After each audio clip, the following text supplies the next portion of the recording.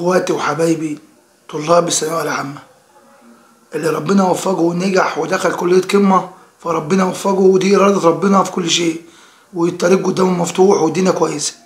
هدي لك رساله صغيره بس ونبذه مختصره عشان في حد انا كنت نعرفه، كنت اعرفه معرفه جيده جدا، وكنت نعرف كذا حد يعني ربنا ما وفقهوش، نجح بس ما جابش مجموع كويس.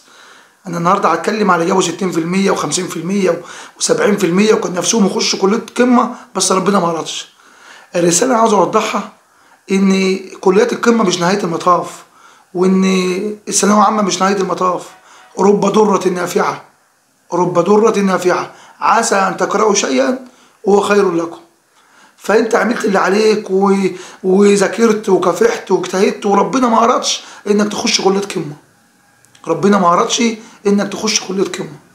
فاللي انا عاوز اقوله من الفيديو ده، فما تزعلش ان يا ابو مجموع 60% او 50% او 70 او 80% ما دخلتش كليه قمه، فما تزعلش، نصيبك في الخير، جد واجتهد وانت اللي عملت اللي عليك، ودي توفيق من عند ربنا. اللي رايده ربنا هو الخير، واللي ربنا رادهولك برضه هو الخير. وال60% دولت ربما يكونوا في المستقبل حاجه كويسه احسن وافضل من اللي دخل كليه طب او هندسه او صيدله. دي النبذه المختصره والمقدمه اللي عاوز اقولها في حته ان اللي جاب 60% دولت، وربنا وفق الجميع. طالب الثانويه العامه ابو 60%، خد هنا عاوز اقول لك كلمتين بعيد عن جو الزعل بتاعك، كلمتين مني انا شخصيا، بمعنى ادق الخلاصه بجد.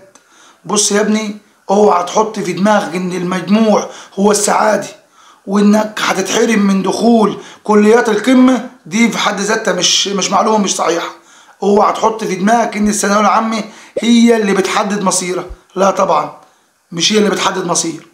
اوعى تحط في دماغك ان اسره صاحبك اللي معاها فلوس ودخلت صاحبك ابو 60% زيك كليه طب او صيدله خارج مصر هو دي النجاح.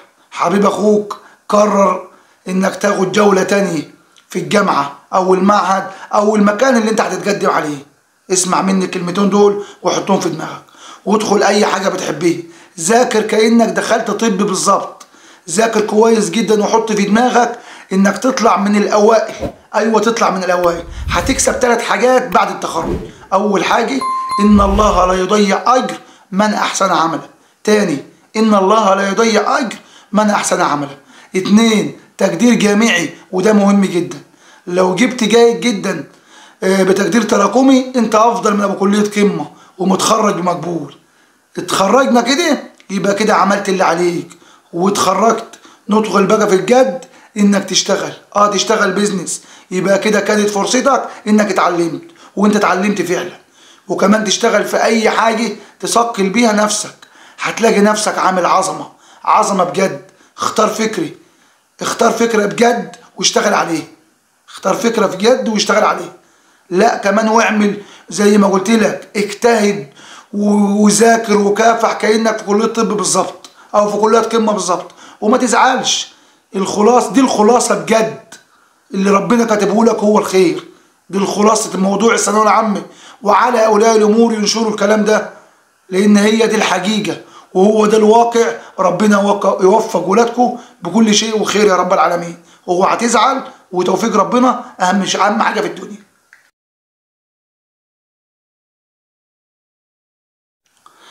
عاوز اقول كلمه صغيره اخيرا بس، لو مجموع الثانويه العامه هو كل حاجه، ليه الفاشلين انجح من المتفوقين؟